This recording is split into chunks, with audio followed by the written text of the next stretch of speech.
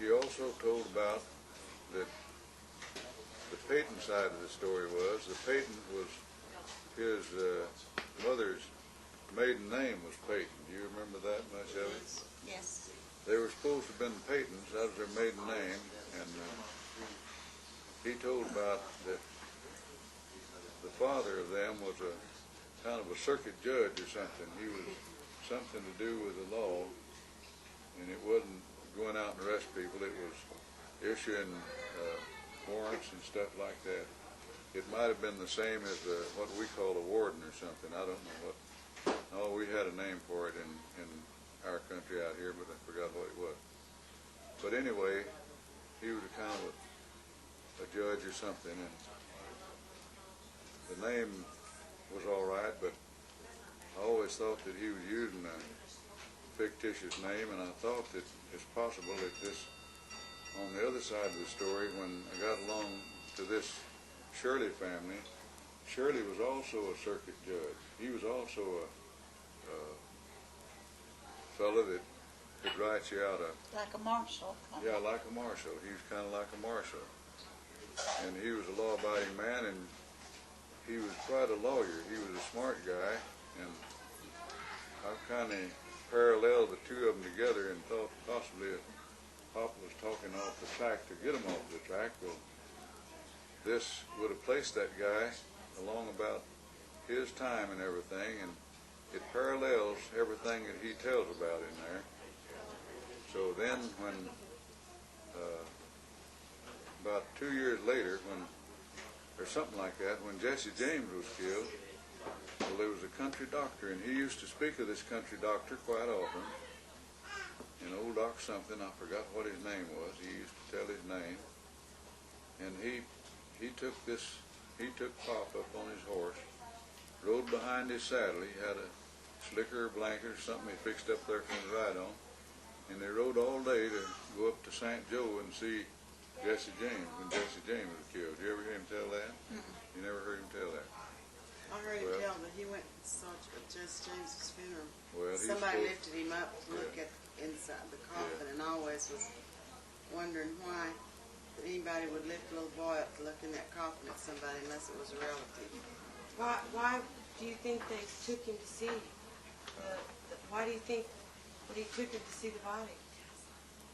Well, I don't know, unless it.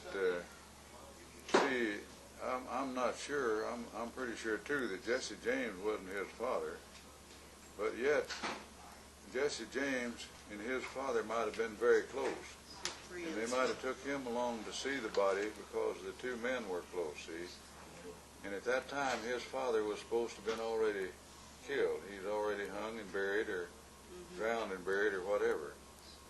But still, at that same time, there was an Indian living there, and history teaches that he was killed and hung or destroyed in the Cascan River about the same time. So this adds up and makes sense that the two incidents could have been one incident, see? There's no way of proving, no way of knowing. What kind of Indian was that? Well, they were all Cherokees right in there. Well, did he have an English name or a Well, they had Indian name? They had American name. There was two of them. One was Jim July, and another one was Blue Duck. There were two of those Indians that lived with Belle Starr at different times.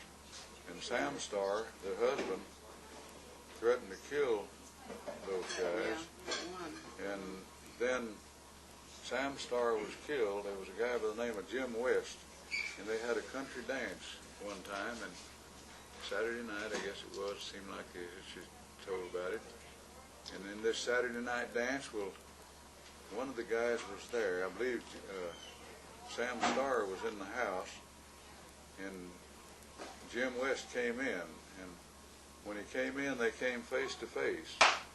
And they had swore up and down, you know, to kill each other whenever they saw each other. I mean, one was going to get the other. So they both pulled out a gun and shot each other simultaneously and killed each other right there on the floor. That was the end of it. So that ended Belle Starr's, Sam Starr husband.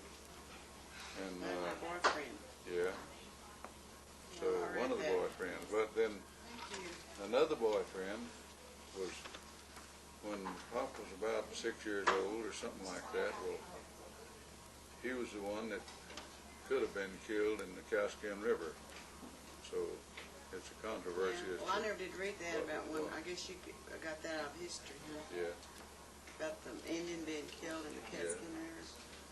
And Well, then, what is? And let me ask you this: what is the White? Is the White River and the Catskill River the same?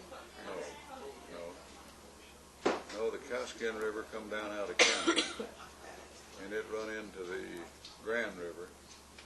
And the Cascan has always been the Cascan, and still the Cascan River. When you go up there and come out of Oklahoma going west out of Joplin, well, you cross the Cascan River before you get to the Grand Lake, you know, in the Grand River. But, well, see, you were older than me. You were a little older than me, so Pop was younger when he was telling you these things. Yeah. And by the time he told them to me, it was all just a little while before his death, and he might not remember it very well. And you know, this one thinks he told me that it was the White River, but do you suppose that he just forgot? No, he always talked about on the Cascan River. And that's all they lived on whenever, till his father was drowned in the river, or till his father was killed, or whatever. Well, the Cascan is the only one that he spoke of as living on. See, their apple orchard, their apple orchard and their hog business and all that stuff was on the Cascan River. And the Cascan River That's not very large, is it? It's not a large river, but it's a deep river, and it runs lots of water. But it's not close to where Daddy lived. The White River is not close to where Daddy lived, but that's where he said his daddy was found. It was quite a ways from home. They had quite a journey to bring him back home.